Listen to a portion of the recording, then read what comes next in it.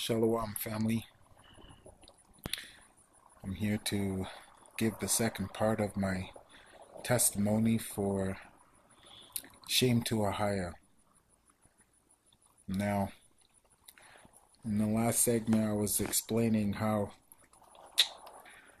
I had gotten jumped from this boy named D, and he had taken me out, and they had cut up my face and left me out, literally just to bleed out and dead. I made it back into the city. My mom found out and wanted me to try and snitch. I wasn't about to do that. I wanted to keep things as secrecy, and I wanted to come back and kill this nigga. Now the beef was on, the game was on, and I didn't care. I was ready about to take this guy out. You know, as I look back now from before, I kind of see why this led up. I'm going to rewind it a little bit and explain to you about when I had gotten out one time in, I believe it was 1991. I had just gotten out and gotten to my parents' house. My older sister wasn't there, but my brother was there with his wife, and my older sister, Vernadelle, my baby sister, Monique, Keisha was small at the time, and Keisha and Monique was sleeping. So when I came home, my brother was there and his girl, and I don't know what had happened, but his girl had said that I tried to stare her down. So, I'm fresh out, don't want to hear nothing from nobody, because, that's just that. That was it. I didn't want to hear nothing, So when his girl went over and told him that how I was staring her up, and he came to confront me with it, I was like, yo, nigga, you straight tripping. I don't know where you're coming up on that, but you better check yourself. Him being my older brother, I knew he knew the martial arts, so I couldn't really fight him that way. But I had guns, and he didn't know I had guns. And that was the thing. I would have shot his ass, without thinking twice, especially at that time, because he already, no, it wasn't until after, yeah. But before, so when he came, I went upstairs to go ask parents if I can have piece of hardo bread. 'Cause I just come back, I'm hungry. And mom's like, yeah, food in the food downstairs, go yum it. So I was like, sweet. I bounced downstairs. That's when my brother comes confronting me. So I look inside the drawer and I grab the big meat cleaver instead of just the bread knife. So I'm like, saying, what you saying? And he's like, oh, Kathy's telling me that you've been staring her up. And then I turned around and said, look, I ain't staring up that bitch. That bitch ain't nothing. And he's like, don't call her a bitch. I was like, I'll call her anything I want to call her, And I'm like, make your move, nigga. Make your move. Now, at this point, I was like ready to chop him. Like, he's my brother and all. But you gotta understand, I was now in the game. I wasn't caring about nothing. It was about me, my guns, and my money. That's all I cared about, And he wanna try and step up on me into this game, and I was like, you better check yourself. So, anyways, I ended up leaving that night. I didn't stick around. So I ended up bouncing, and there was a couple girls that I was chilling with. And one day, I was like blazed out, and I don't know, something just caught my corner, and I started rambling off. And I go and I tell these girls how I wanted to ice off my whole family. and how I was gonna start with my dad and start with my brother. Them two, man, I couldn't, I don't know. For the longest time, I could not like my dad, and I just didn't know why. I could not love him. You know, I think it was because of all the lickings I got. I started to resent him. By the time I got 16 and I was taller than him, it was like I started looking down at him now, like, yo, you can't really step up this way now. You know, I'll catch a licking, but, you know, be prepared.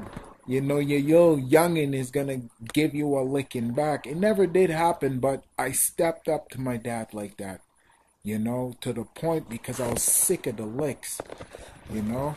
Got in trouble for everything, and I just thought, enough is enough. So then time started to go by. So I'm gonna fast forward it now and bring you back to 98, 99. So here my baby mom's a catch with her. My face is starting to heal up. And the cousin in 1998, she's got this cousin, my baby mom's, for my daughter Lexi. So she says, oh no, he comes over and says to me, he's in a pickle. He has this man's that them two are buddies, and his girl left him and went for his buddy.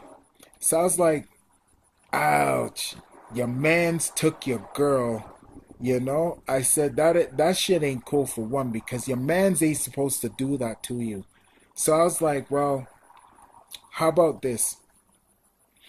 If you're gonna retaliate to the man, you gotta hit him in his pocket.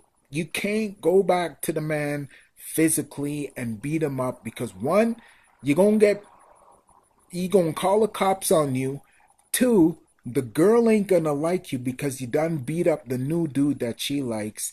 And three, your black asses or white ass is gonna go to jail because this boy was a white boy, right?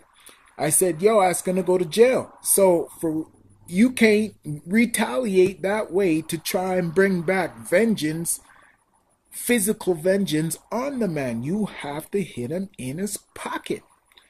So he's like, okay, I get what you mean. I said, no, you don't get what I mean, but you will get what I mean. I said, just let me know when this cat's gone. So it came to around Christmas time and of 98, and this boy comes up and he's like, yo, he says he's gonna be going and so let me explain. This cat here, how I got to know him, he was baby mom's first cousin. Okay, I'm not gonna drop names, but I'm just gonna tell you he is a first cousin. So what he did is he used to work for handicapped people, right? He used to take care of them. So, and he also played in a pool league. I love pool. I can shoot some sticks, some mean stick. So when he was in the pool league, I was like, yo, I want him.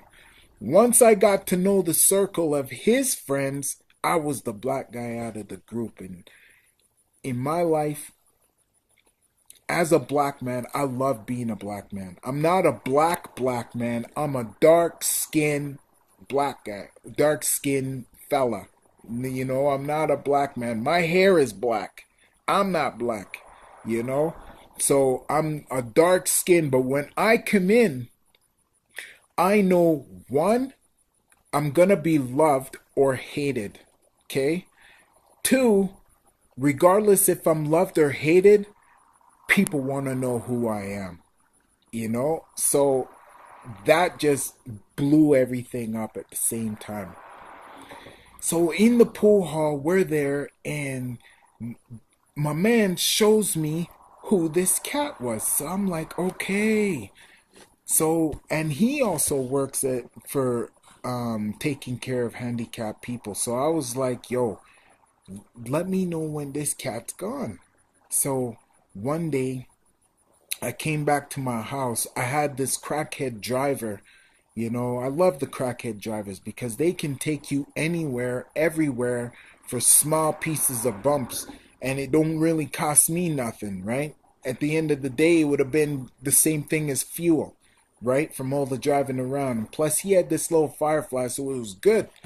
So he brought me, I called him up. So I, no, before I go over to my man's and I'm like, yo, I wake him up and I'm like, hey, is your man's here? So he's like, yo, let me call. So he calls his man's. He's like, no, it says on the machine that he's gone for vacay. I was like, perfect. I was like, okay, just go back to bed. I just wanted to know. So he goes back to sleep, and I call up my fiend boy, and he comes over. So I'm like, yo, I need to do a drive. You got to come with me on a mission. And he's like, all right. So I said, don't worry, I'll feed your ass later. We got to do this mission first because I don't need you all screwed up. You know, I need you on point. He's like, I'll be good. I'll be good. I said, you can wait. So we get to the house and I bust open the door, close it back, and then leave. Why? In case security. If a silent alarm goes off, I don't want to be caught trapped in the house. You gotta bounce and wait to see if any deployment comes to the house. So we wait half hour, nothing. I'm like, this is gold. We go in and I bleed all this stuff. I take it all. Didn't matter. I even became the Grinch because they had this Christmas tree up and I took everything off the tree except for the star that was on the top. I left that. Took the electronics, the TV. You should have seen this little Firefly car. The back end popped open, stuff stacking out. I was holding the TV. I got one leg hanging out. Like it was a total bad scene, but we made it. I made it back to my apartment. And the whole time I'm coming back in and out, I'm stuffing the apartment with all this dude stuff. At the end, we make one last trip. I clean it all up, then I close the door, and we take off. We head back to the house. And then I called up other cats that I know because I already told them I was getting some stuff, and they said, whatever you got, they gonna take it. And I was like, nice. So I didn't sit on nothing. I got rid of everything right away so nothing could come back on me, and nothing got pawned, okay? Because black ass ain't stupid like that. So we left, we pawned up the stuff, and everything was gully.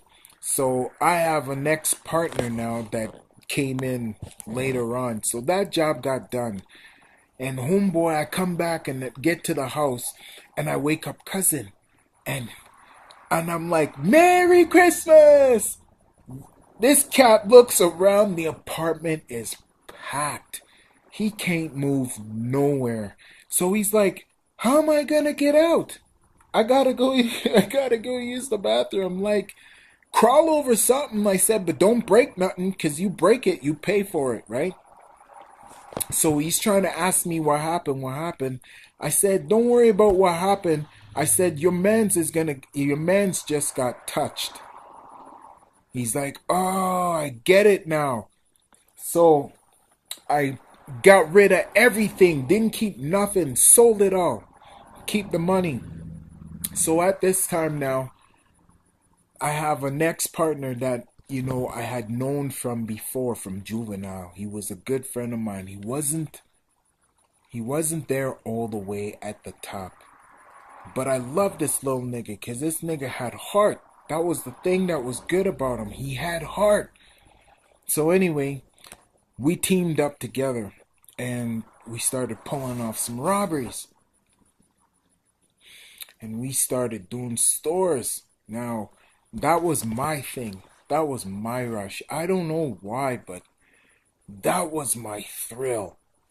Ski mask, gloves, gun, everything black. Shoes, black. Pants, black. Even underwear, socks, black. Everything black. Why? Because I'm like a duppy. And in patois, that means ghost. So I became a ghost, and you never knew where I showed up. But all of a sudden, you had a 4.5 or a 9 milli stuck to your dome. Which, you know, now that I think about it, I really am sorry that I scared all those people. I never hurt nobody in them robberies because they knew us as the polite robbers. When we came in, I came over and I had the whole thing in attention. My guys that came with me, they came and got all the property and went for the money and stuff. I didn't do that. I kept the people calm. That was my job. You see, because I knew what edge it took to set people off to get them scared, and I knew what edge it was to keep them calm, scared but calm at the same time. I wasn't a gorilla nigga to come in and bust people right in their head with the gun, body slam them, and yo, where the money at? And acting like a wild out fool. You know, I wasn't like that because your head had to be straight, and I was not at the time willing to pop shots because my robberies required daylight. When we came in during the day, we're robbing you thick money right there. And we're gone. We disappear and blend into traffic the same time during traffic. So when cops were coming, they were blocked off. They couldn't get no place. How is people gonna know what's going on? You know what I mean? When they don't see what's going on. Right? You get out few turn corners, and as soon as you turn the corner, you drop off your thing, and you stand up like you're driving. Nobody knows nothing. They ain't thinking you twice. You're blocked right in the traffic, so you're gone. You know? And here they have no clue which way you went. So I always made sure that the people were safe. Nobody got hurt because I was not about to get armed robbery with violence. You know, that became a whole nother level after that. And I wasn't about to do that. So when we pulled off these robberies, everything was good until I decided to go back to school. So September of 98, I started going to school. And 99 hits in, the robberies are kicking. So I'm going to school, upgrading, and at the same time, I'm pulling off robberies and selling weed.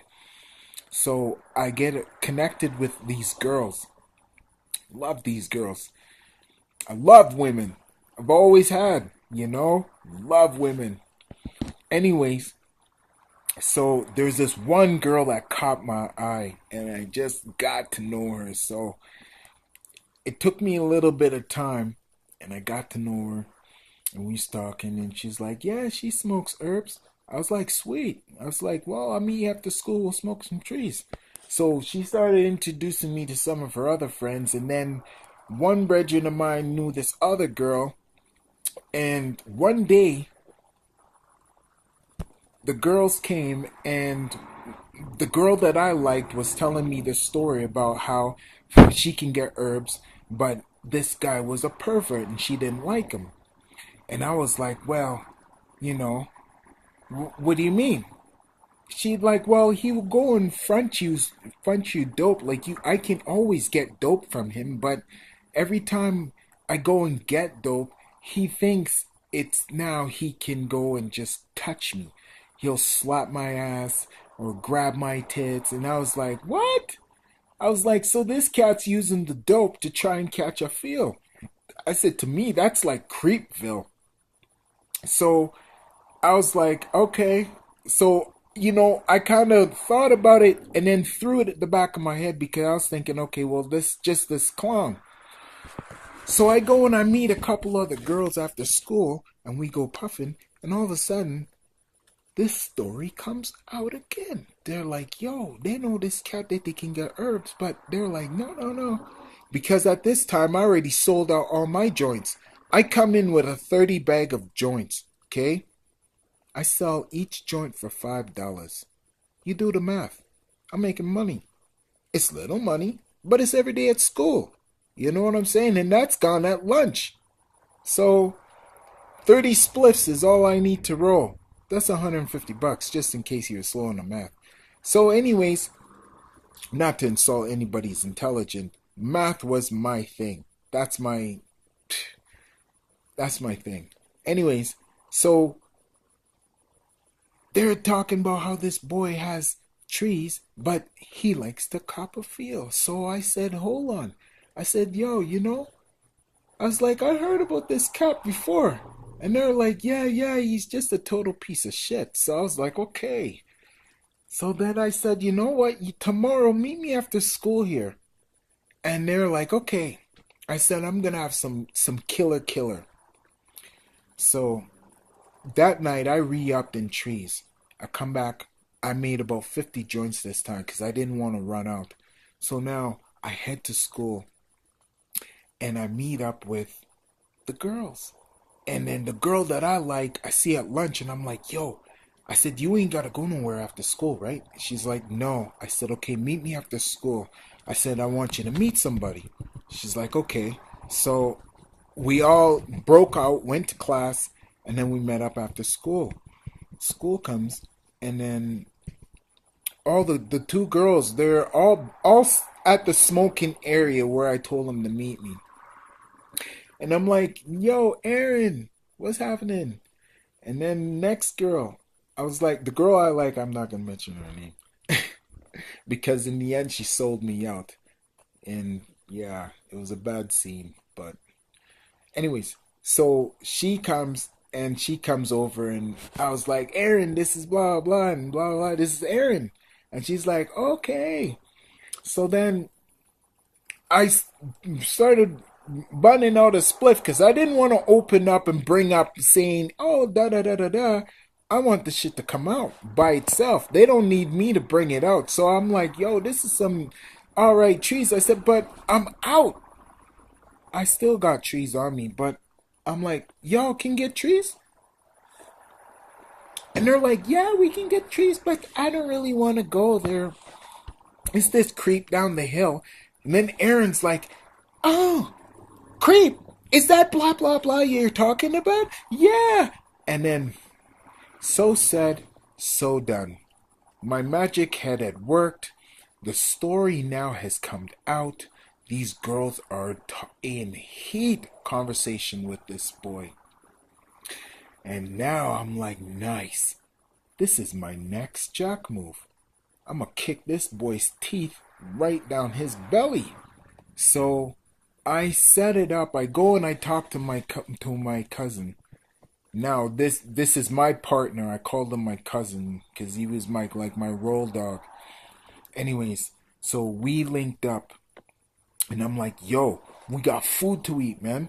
And he's like, what do you mean? I said, yo, we got food. There's this little sucker boy that's over here. I'm going to set it up so where this bitch can get us the fuck in, we going to kick his teeth in. And we going to eat. So he's like, all right. I said, just don't worry about nothing. Just follow my lead. So I'm like, okay. So because I already had dirt, my baby mom's cousin wanted in because now he has bills. He's seen the money coming in every night. I'm giving my baby mom's the money, telling her put this away. I need this for later re-up. So he's like, yo, man, can I get in? I need some money. And I'm like, yo, dog, you square. This ain't for you, man. You know, you stay out of this shit. You don't have no record. I need you to get me places that I can't get to, right? Because you're square. He's like, no, he wants in. So I'm like, oh, man. I said, I'll think about it. I wasn't thinking about corrupting no squarehead because right away squarehead's going to sell you out, right? So I'm like, he been pressuring me all week, while during pool. And I thought, oh, man, yeah, all right. I'll let you in. I said, but you got to follow my lead. Just search the house, do not drop no names. We're going to call each other by our first initials. That way nobody knows what's good, right? Or we'll say Mr. D or Mr. M or whatever, right? So we changed up the logo. So we started from now on until it rang up to whatever. That's how he called me, Mr. D, Mr. D. So, shit got changed and we ain't getting dipped up on it. So I get the girl to set it up. She's gonna ring the door, tell Buddy she wants a quarter, and that she's gonna come get some cheese. And then when he comes to push the door open, she's gonna just push it open and then walk down. Or when it buzzes, she goes to go in, we're gonna run in and hide, and before the door closes, we're gonna come busting in. So just before she's about to leave, the door's open. She's like, okay, well, thanks. And then we rushed this fool, man. I came in and bust licks on this cat. Why? For one, I thought he was a creep. No good piece of shit. And at that time, I was judge and executioner. And I didn't know that, this was the game. You weren't supposed to take your dope and use it as leverage and degrade people. I'm selling dope, but it didn't matter that I was selling dope because I was selling dope to help somebody else. I looked at it as if they're coming to me and I can help them, then I'm gonna help them. I didn't look at it as I was destroying them because they're gonna go to the next man's to go spend that money, and I'm looking at, well, I got me to look after. My baby mom's now is pregnant and she's starting to breed, and I'm thinking, yo, I gotta start feeding and doing for me and taking care of my household. I still got bills, car payments, and all them sitting that gotta go down too. And this boy got beat down. We bled him, took his dope, took cameras, used his house as a weapon. We didn't pack no guns to get there. We didn't have no knives because we used our hands and feet. That's all I needed at the time was my hands and feet. There's a trio. There's three of us. So I didn't need to bring no weapons. It's only him. One flunky white boy. And I thought, I'm going to service this boy with a smile. And I did. This boy got beat down. And then when he thought that he could start trying to fight back, I just caught a pair of scissors and sliced that up, sliced him up. Not wanting to kill him, but to give him a lesson, to let him learn. Like, look, you can't do these things in the game. See, this is what I thought. This is how the game was supposed to be. There's principles to the game. And everybody was supposed to follow the principles in the game. That's how I thought it was. So after we done got our stuff, we left. Everything was gully, that I thought, until the same girl I liked goes and calls Aaron and says how the boy got jacked. So she goes and calls, and then that's when it came up. And I don't know how the hell they got a hold of me. Well, I know how, because they opened up their mouth and went and snitched. And then, now SWAT team comes to the school, come looking for me, and I go to hightail it to inside of the school, and I'm running to find that as soon as I get outside, the whole school is swarmed with SWAT team. For me to come running out thinking I'm gonna be gone, and they're like, I was like surrounded on the floor. As soon as I go to kneel, boom, got butt right to the back of the head. Boom, I'm down. They're on me. Hands cuffed, kick, punch, boot. thrown in the back of the car. We got him. Da da da da da. So I was like, okay, they got me. Go to court and get bail. The cops don't know. No, no, no. The first time I get arrested was at the girl's house. Sorry about that. The first time I get arrested, I go back to the girl's house now to go say hi to her and get arrested. And the cop was been up the last 48 hours. So he goes and charges me for home invasion, right? Robbery, disguised with intent, assault with a weapon because I used a pair of scissors in the spot. So they're there, and I'm like, oh my word, I just got it. I just had a kid. My just had a baby girl, Lexi, and I'm like, oh my word, I can't go to jail now. So all of a sudden, I go in front of the justice of the JP, okay, justice of the peace, and I plead to them, telling them, yo, Your Honor, this gotta be a mistaken identity. This wasn't me. I'm a student, and I haven't done any wrong. I just had a newborn child. You know, they got the wrong person. So the judge seen my sympathy and gave me bail. $300 cash. I couldn't believe it. Booyah! They never had my criminal record from before, which is a list of pure robberies. That's my how do they say, my ammo?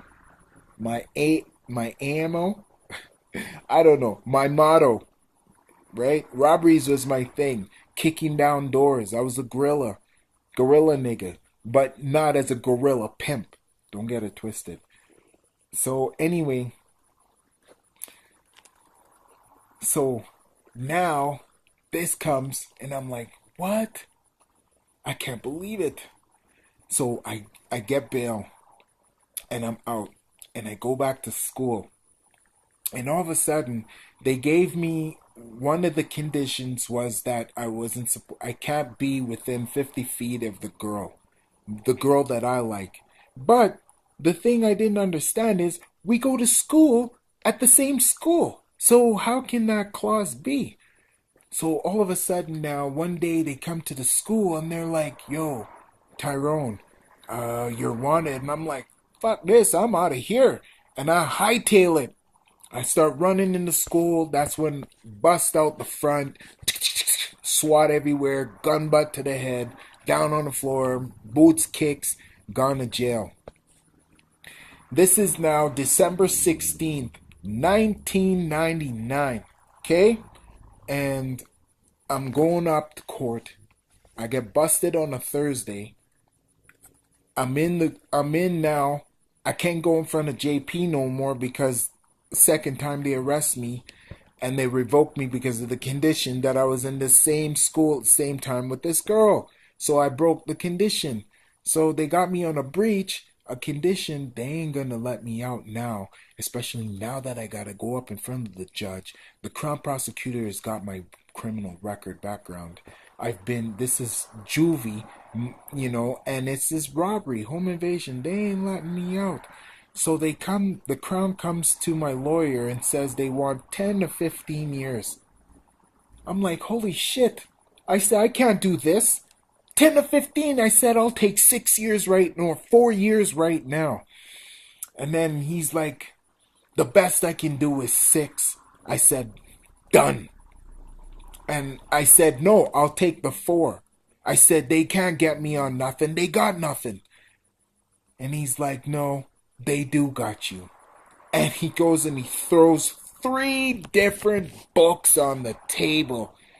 And their statements. I can't believe it. The baby mom's cousin goes and sells me out. And that was the reason why. Because the Wednesday, he was supposed to show up at the pool hall. Oh my word, and didn't show up and make it. and didn't answer his phone that time. Oh man, how I got sold out. Man. Anyways, so I said, okay, December 20th, the Monday, 1999. I go to court and they give me 6 years for robbery. I get 3 years for disguise with intent. 3 years for disguise. No, three years for assault with a weapon. And then 2 years for disguise with intent. My mouth dropped. I'm like, holy shit, I thought we are in the 6 years here. That's 11 years right now, is what you're giving me, man. And then all of a sudden the judge goes, oh my, I'm so sorry, let me re-undo that. We'll give you 6 years, consecutive, 6 years, for the robbery, and then we'll do 3 years running concurrent to the 6 years, and the 2 years running concurrent. And I'm like, nice, because I made a global deal to jump in and plead guilty so I don't have to have my partners coming in and ratting on me and pointing the finger and having them do that. I wasn't about to have them go all the way to do that. I already knew they sold me out. They were willing to do that. And I saw that. And if I pulled them to that point to where the judge is having them talk, I would have got straight screwed. So I said, forget that. Let me just go and deal with this. Get the 6 years over with. All of a sudden, the 6 years come in. I go back to remand and I'm sitting there thinking, okay, 6 years. 5 days before Christmas. Mama, I already promised Mom that I'm coming to the house for Christmas. What am I going to tell her? I can't tell her nothing. So I'm trying to stall my mom and tell her I'm not in the city right now, Ma, but I'll be back. I'll be there. And then Christmas came and gone, and I didn't call Mom, and I'm feeling like shit. And I'm like, oh man, my word. I usually don't break my word to my mom. And I'm like, damn, I gotta tell my mom where the hell I'm at. All of a sudden, after Christmas, as the courts opened up in the last weekend of December before New Year's, all of a sudden, I gotta go back to court again. And I got new charges. 3 more armed robberies and another beanie.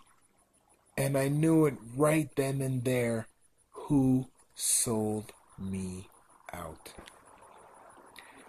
That break in and enter when I went and filled my whole apartment with stuff was went and told by the same guy I went to help to do this for, turned around and ratted on me and sold me out. I couldn't believe it.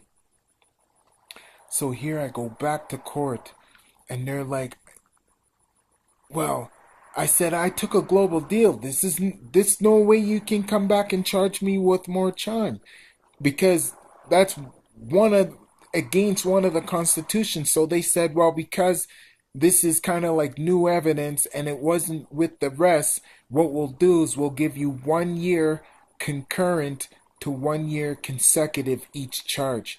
Mind you, okay? So do the math. I got 6 years, 3 years, another 2 years, 3 more armed robberies, and another B&E. They got the 15 years in total. They gave me 7 years altogether, but the other time all ran concurrent. The other 3 robberies, so I get 1 year for the B&E, which went consecutive against my charges, and because the other robberies were MOs, they add them concurrent. So I still ended up with 15 years, but only had to do 7.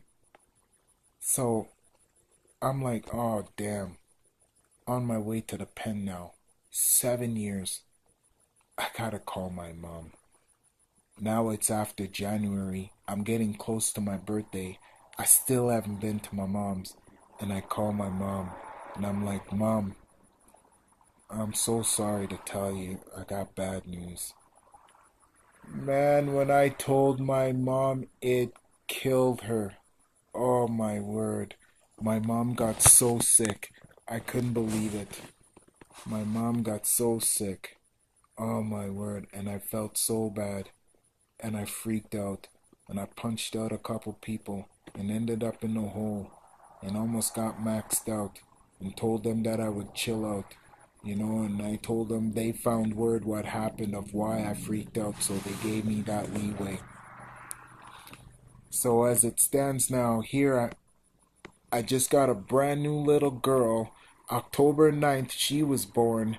Here, December 20th, I just picked up 6 years. And by January 20th, I picked up an extra year, making it 7 years. So here I'm doing a 7 year stretch.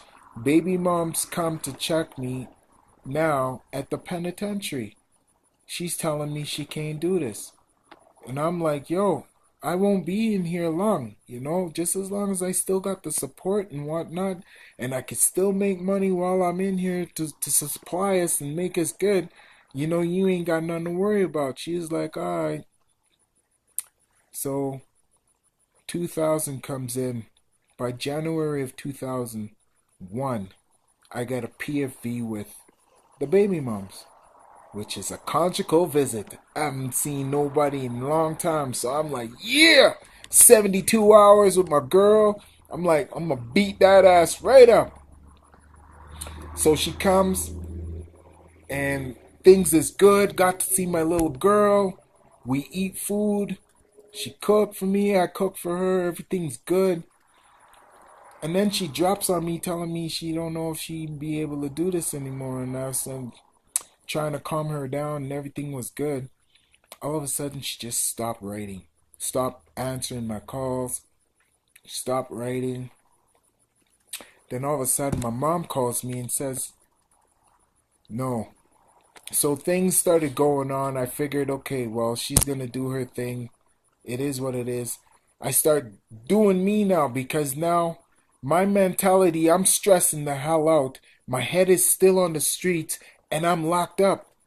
And I gotta let go of the streets and keep my mind focused inside with the rest of the punks that's in here, because these cats don't care about nothing. So I'm like, alright, well, time gotta go on, man. I gotta do this bit, man. So my mom tells me, yo, your baby mom's, she just came and dropped your stuff off. Did you know that she was dropping your stuff off? And I was like, no. I said, I haven't talked to her in a minute. But when my mom's, she said, okay, I'm coming to see you. I said, all right. And then my mom comes up to see me. I'm already locked up in the hole 2 weeks. And I didn't tell her I was in the hole. So when she come to see me, it was behind glass visit. So my mom's like, boy, what you doing now? It's like, well, some boys had to get slowed down, so I ended up in here. So I got 14 days back to back. That means 28 days that I got to do in 23 and a half hour lockup. Now, let me tell you, in the 7 years, I did about 2 years in 23 and a half hour lockup out of 6 years. No, out of the 7 years. I did just about the whole 7 years locked up. And I'll show you how. So in 2001, mom comes to visit. Baby mom's is gone. Then my PO tells me, well, to get the hell out of here, you can do this program called the ABC program. So I was like, all right, if I do the program, you can shorten me to get out. And he's like, yeah. I get down there, do the ABC program. All of a sudden, 9/11 hits. Boom. We get locked down. All of a sudden, now remind you, I had turned my faith into Muslim. So now I was the top Muslim cook the chef, and nobody cooked but me. So I come here to Saskatchewan in this regional psychiatric center to do this program, 6 month program. This is like the top notch. These are for people who are the elite of the most violent of the violent, okay? Whether you're a murderer, you're an armed robber, you're into kidnapping, hostage taking, shit like that, this is where you go to try to see if they can better you.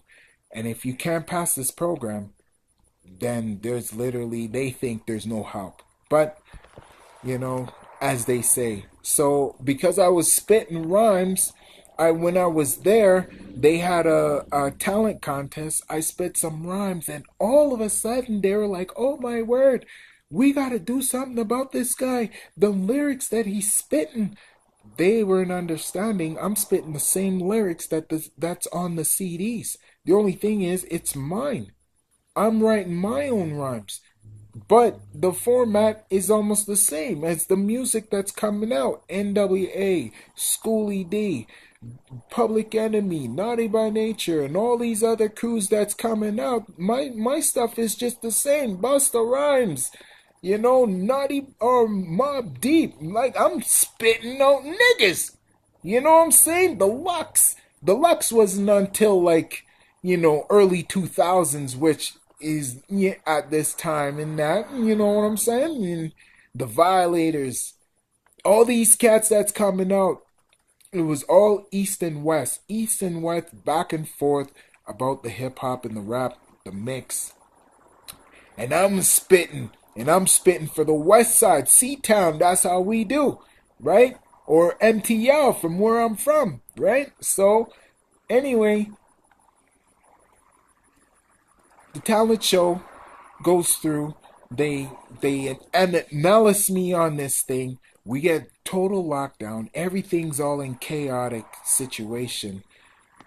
I get to meet some cats that's there, and some RAs, red alert. And these cats were running red. I run blue. And I never ever run red. I was always a crip nigga. That's how we do. We post up, right? So, after that, I come back from there doing the program. Then they're telling me, oh, the program isn't done properly. I gotta go back again and redo it. I'm like, man, damn. They're playing with me. They never wanted to let me out, man. So I head back to go do the program for the second time. The second time comes in. Now this is 2003. My first warrant expiry was coming up, which is 2004. Okay? And when that came in, I was like, praises. Coming up, man. I haven't seen a girl in so long. It's been a while. And, there is all these little he-she things running around. And I nearly wanted to punch out every last one of them. But you just let it free, So I left. Got out in 2004, start release. Go to a halfway house. They gave me residency. While I had to go to a pro board, my parents even came. They still gave me residency on stat release. So I go to a halfway house and taking my time integrated into the community. And I run into this one boy and he's like, yo. I was like, that was good. He's like, nah, man. I said, yo, I need some pussy, man. You gotta hook me up. He's like, yo, man, I can take you to a spot, no worries. I was like, nice. So he brings me up to this spot and I'm like, damn, dog. It looked like a straight crack shack. And it was. This boy had already come and punched out people at this place. So when we got there, people were jumping off the balconies, hightailing it. I didn't understand why they're leaving. So we're there not even 15 minutes, and the place gets surrounded by SWAT. I'm like, oh my word, I don't believe this shit. I'm on parole, and you bring me to a spot, and we're all surrounded now. I said, I'm out of here, man. So when those people started coming out, he wanted to bang up in there. I was like, yeah, I'm out. The cops came in, told everybody come out. I started coming out with my hands up, the whole 9 yards, because I didn't do nothing. I just wanted to come there and get a piece of pussy. And then here, now I'm getting jacked up with 5-0. So I come out, all of a sudden I go in. They asked me why am I there. I gave them the reason why. Look, I'm out. I'll be honest, I'm out. I live at a halfway house, blah blah blah. I just wanted to come and get laid, dog. That's it. I wasn't looking for nothing. So they checked me. They knew I wasn't doing nothing. I got piss tested. Got back to the spot. My piss test come back negative. But because they said I was suspicion of being suspicious, my parole got revoked. Off back to the pen I go. So I'm out less than a month and a half. I get turned around, sent back to jail. This time I'm not going to Bowden. They go send me to Drumheller. So I get to Drumheller. And there's this canteen girl that's there. So we go to buy every 2 weeks. You get paid. You get jail money. The top jail money is $6.90 a day, especially if you're working. And if you're working in the kitchen, that's $6.90. Okay? And then you get incentive as 25 cents on the hour that you can make extra. And this is your money. So, cats can start making up to $100 every 2 weeks. And when you're making that kind of money, you're pimp money. Because now you're making more money than everybody else. And it's usually kitchen workers, people that working in the shops, they make incentive money. But if you're like cleaner and all that, you ain't making no incentive money, man. Because you got to do extra. Because now you can stay extra shifts. So here, I'm like, okay. Get in. They go back to Jum. I get maxed out. I go there, start meeting some people. And I'm like, man, who's all here? Because here from the last jail, I slapped out enough people and they had got sent over to Jum. So here I'm thinking cats were going to try and punch me out. Rolled up into this one cat, and this cat had screwed me on a job that we had did on the outside, and he probably laced me for a good $60,000. Okay, like this wasn't soft money, and we did this job so good, we got so much, and in the end he went and sold all the shit and didn't give me my money. So I found him later and knocked his ass the fuck out right in the jail. Word went around that, I had knocked this boy out. And, so cats started to back off, because they knew what was happening. I've been there not even 2 weeks, and already a boy got punched out. So I didn't know what's going on until this girl, canteen girl, had liked me. Every time I bought stuff, she would give me an extra little package. So I thought that was cute, And then, so I wrote her a little note saying like, hey, I think you're cute, blah, blah, blah. And I don't know what happened. If she turned it in or she got caught with it. But they got me. After May long weekend, they locked me down and maxed me out. And here I'm going to Edmonton Max. Some mom's security prison now, Sharp's Farm. And I'm like, man, I don't believe this. My life is getting worse. Worse and worse. And the whole time now, I didn't seek God. I never seek the Most High until I went to the hole for transfer. Edmonton Max. I'm like, oh my word, oh my word, oh my word. I don't know what's going to happen now.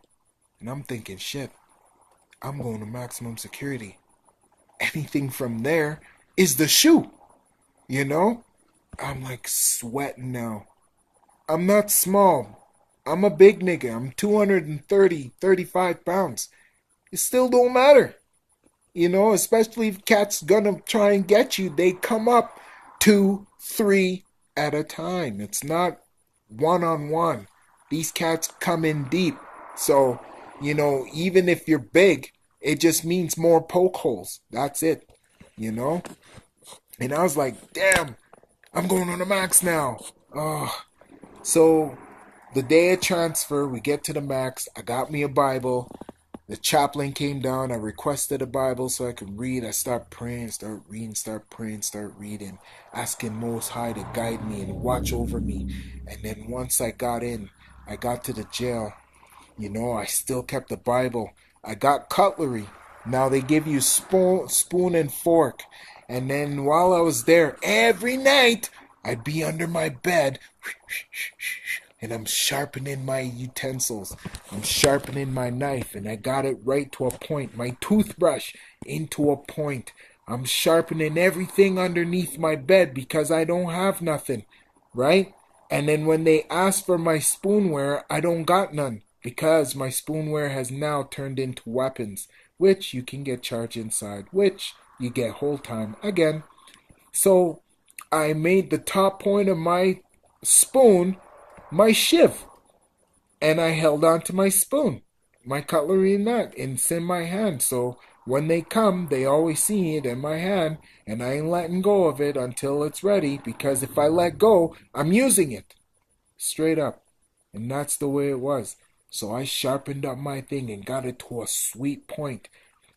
And these points was not going for your body. I'm going for your neck, because that's the only thing that's going to slow you down. So here we're there in the max. A white boy come down from Winnipeg and he's talking up smack about how this and that. And the first day we get transferred, we go to the units, C block, and we get in, and it's close to supper time now. So we go after count. We made it to the unit during the count, and then we get let out, and it's supper. And we go in, and I go and I get my tray, and I see a couple of cats that I knew from back in Trump, and I'm like, nice! I knew some people here, sweet! And then there was a cat that I had protected that was first when he came down in Bowdoin, and he was RA, and all these other IP cats wanted to try and do him, and we got all the rest of the IPs to let go of him, leave him alone, because he was RA, and I knew some of his peoples, and I made that beef squash, so everything was good. And when I saw him, I was like, nice. My heart just pumped nice. But we weren't on the same unit, right? We were side by side, so it was still, he was on gang unit, and I wasn't. And I wasn't red, I was blue. But I still had an adversary who was still my road dog. So it was nice. So we're going to eat there, and all of a sudden, the same white boy that comes out gets rock and a sock piped in his head. So they beat his ass first day in. So the whole place is bloodied up. He gets piped up.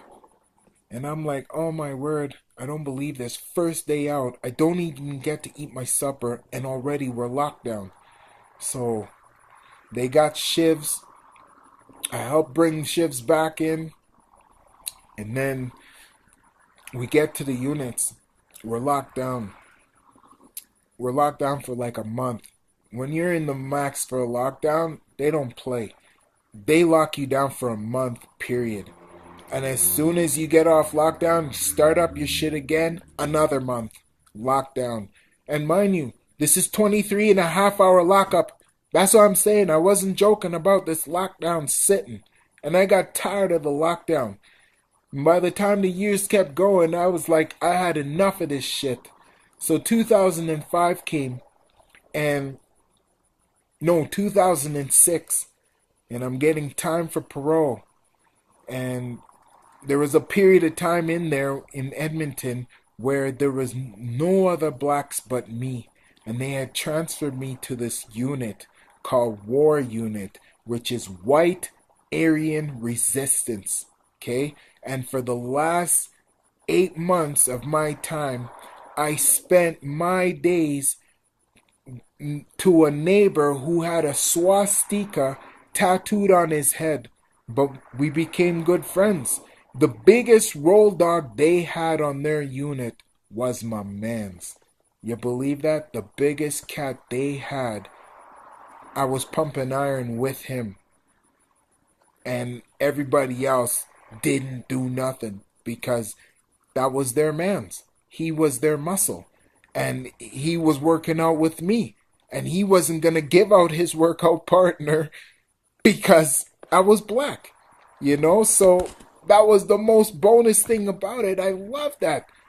I took the biggest dog and became his roll dog, but I think I know now the Most High did that to save me. I still didn't know why he saved me, but he saved me. So here, I'm getting ready for start release again. And it's at this point that we're at to today, to where Ahayah has been so grateful in my life, where, man, he's blessed me, to the point where I've gotten to, and I got out.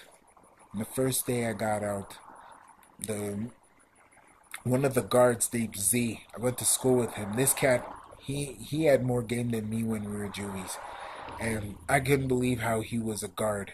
But he became a guard, and when he asked me, "What is it you want to eat, bro? I'll take you anywhere you want to go." And I was like, "Get me a doner. I want a doner, man. I haven't had a doner in so long. And make sure it's halal."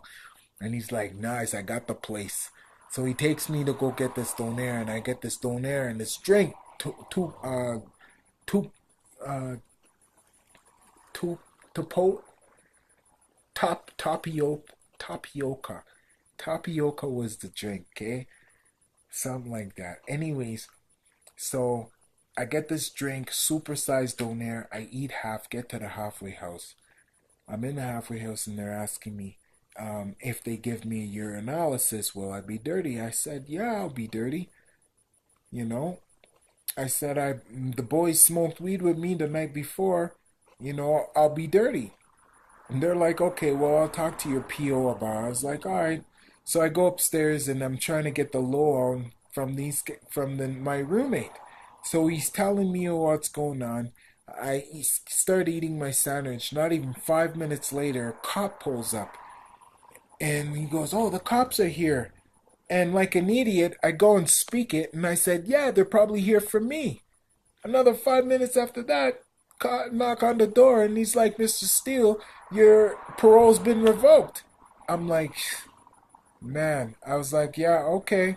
So I'm like, cop, you gotta grab this box because I had a cast on my foot, couldn't run nowhere, 235 pounds. I'm big nigga, but I can't go no place.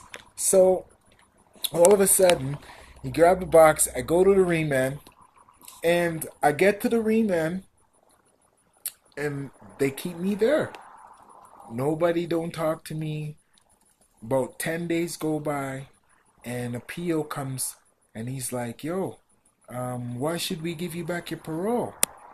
And I'm pissed, and I'm like, shit, you think I want your shit? I said, I don't want nothing from you niggas. I said, keep your parole. I said, I got 10 months left. You send me back to the max. I'll finish my time. Then I'm done with you bitches. You think I need your shit? I said, I'm out. I said, I'm good. And I said, you guys can keep your shit. I don't want nothing from you. I jumped up and I leave. I cuss this guy out and I leave. I don't want nothing.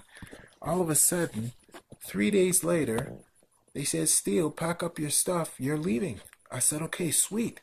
Here I'm thinking I'm going back to the max. They send me back to the halfway house.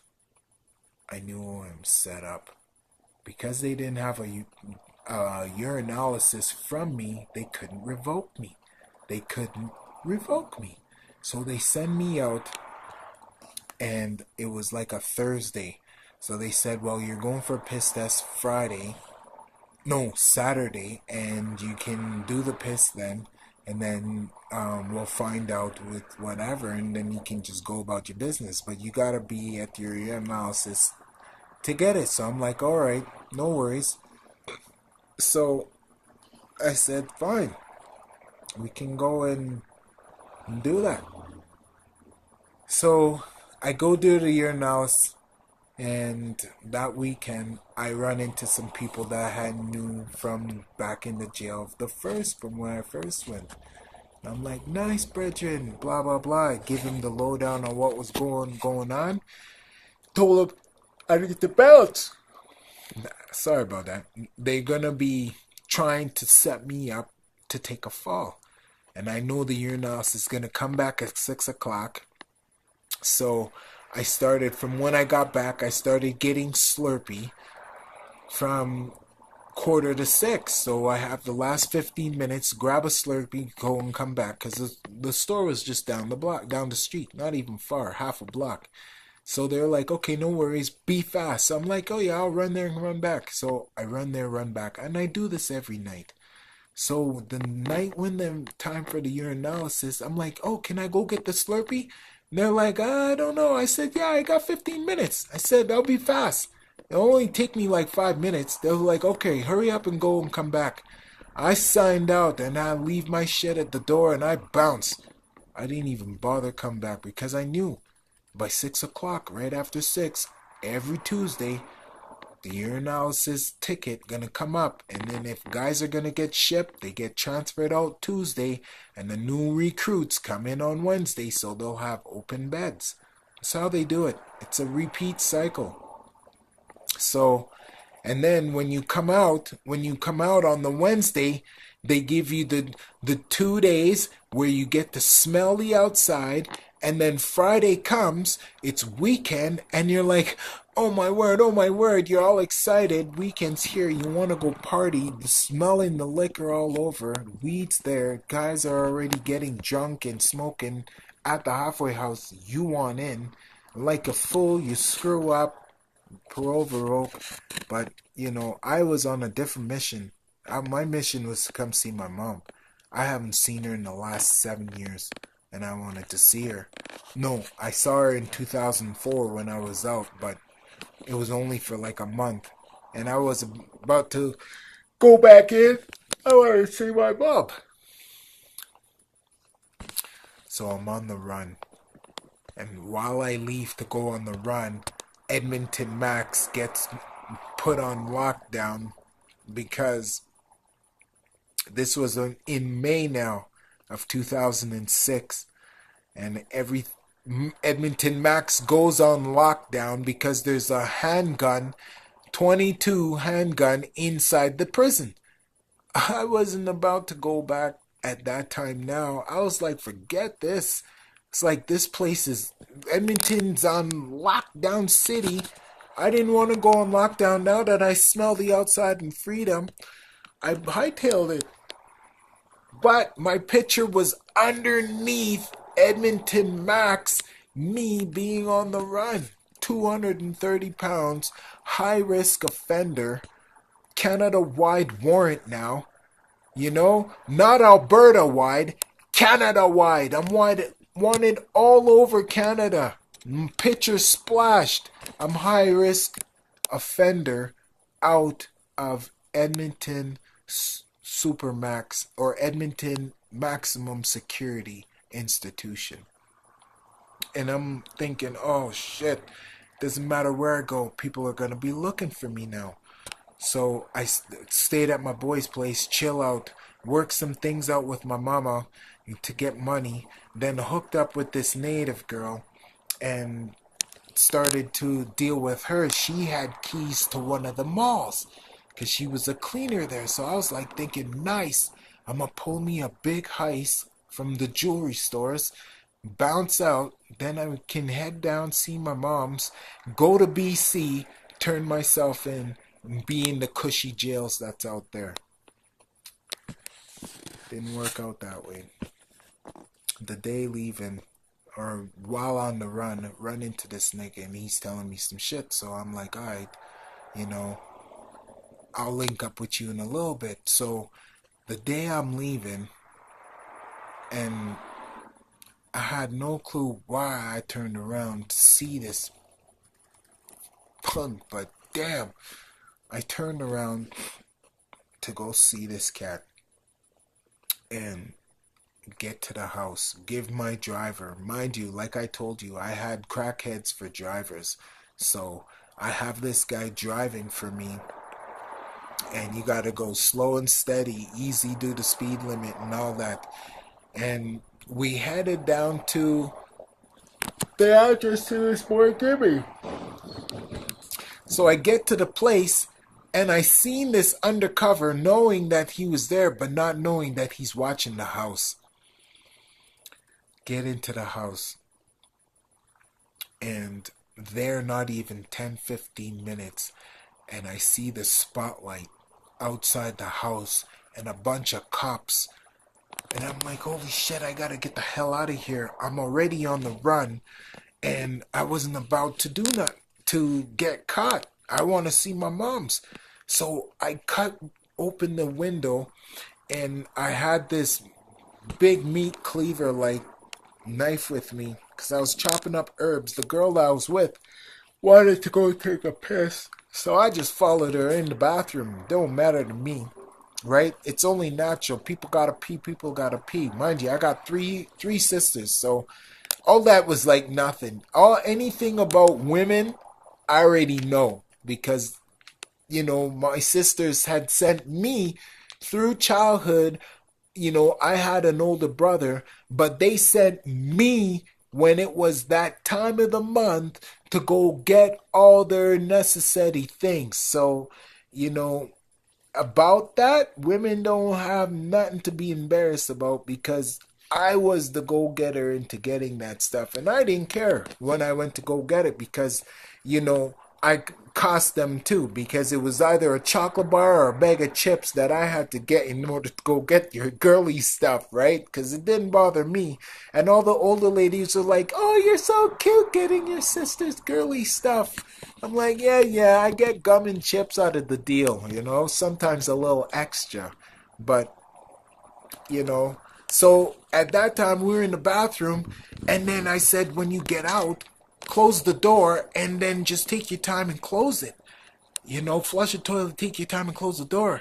So the door closes, and then I hear, who else is in there? And she's like, nobody else is in there. So then she goes to close the door goes to open, and I close it shut real quick. And he's like, who's in there? Who's in there? And I figured, oh man, I got to get the hell out of here before they come after me. So I just go and I cut the window open, jumped out the window, and I hightail it. All of a sudden I hear, there he is! There he is! I tried running, man. I get over the fence and I'm running for my life. And all of a sudden I hear this behind me, and I'm like, who's this catching up? And I look behind me and it's a dog. And I'm like, what? So I tried looking around to see where I can go. Can't find no place to turn around. And I catch this dog in midair. And me and this dog go down. Honestly, I don't remember stabbing this dog, but this dog ended up with jukes. Not when I stand up to run again, and now all I heard is, kill that nigga. He's got a knife, but I didn't have no weapons. So I started feeling popcorn, hearing popcorn popping, and feeling hot pinches all around me, man, in my arms, in my stomach.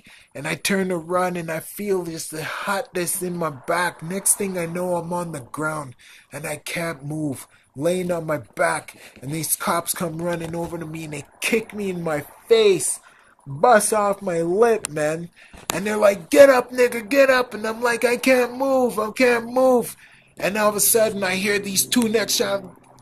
I'm gonna send you back where you come from. Pow pow! And then I seen this bright white light. And I don't remember nothing but being in the hospital. No, I was in like a coma. And I seen this. I didn't know I'm in a coma. I just seen this white light. And I was in this dark place.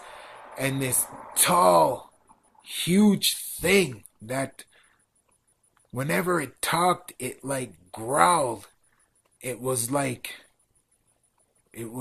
trippy, man. This thing did not walk. It glide when it walked. and it had like a cloak, and the bottom of the cloak rippled as it walked. This thing doesn't seem real, man. And when it talked, it like growled when it talked. It was like, come. And with that grrr in the throat, walk with me. With this growl, and it would just glide. And this figure was huge. And I would walk with it, and it brought me into this room. And it was like a strobe light room. And it's like, you like to party? And I'm like, yeah, I party sometimes. And he bring me to this room. And I seen this, like this girl. She was dancing around topless. But she had 3 tits. She had 1, 2 in the middle, and 3. And I was like, what is this place? And then I could hear, Kirk, Kirk, come back to us, come. And I'm like, yo, that's my mom's, man. I gotta go right now. I gotta go, but I'll be back. But I gotta go right now, though. And then he's like, no, just wait. I was like, yo, I'll see you later, man, but I gotta go right now. My mom's calling me. So I leave, and all of a sudden, I like wake up, and I look all around me, and I got no clue where the hell I am. And I'm like, Mom, what are you doing? Why are you here? Where am I? And I start to pull on my thing that's in my nose and the oxygen thing. And I start trying to pull off these things. I'm like trying to get up. They're like, no. My mom's like, lay down. You've been shot. I'm like, what? And I look down and my belly is stapled. And it's like all stapled together. And I'm like, what happened? Not knowing I've been shot 6 times. I was like, damn. Before, in the hospital, I could get up and walk and move around. And all of a sudden, the guards come. And this one guard, I thought he was out to kill me to try and finish off the job. And I'm like, yo, I don't trust that guy. I don't trust that guy. When Monique was there with me, I was like, Monique, don't leave. I don't trust that guy. He's going to try and kill me off. My sister left. They wouldn't let her back in. All of a sudden, 2 guards are posted up into my room. And they got me handcuffed to the bed. They have me cuffed at my feet, cuffed at my hand. I can't go nowhere. I just been shot 6 times. How the hell am I going to run? Where am I going to run to? So they got me laced up in the bed. And then all of a sudden, they're going to transfer me back. The same place I didn't want to end up, I end up going. They sent me back to Edmonton Max. I was like, oh my word. I'm back to Edmonton Max. I totally screwed up. I got no dope to bring back to the boys. The boys obviously heard what's going on. I didn't know what happened or how it all came about for me being busted. You know, all I knew is that cops showed up at the spot and I had to hightail it out of there. So I get back to the jail. The boys love me off. My one big muscle dude come to see me. He had a visit same time my mom was there. He nearly popped the bullet out of my back, giving me such a big hug.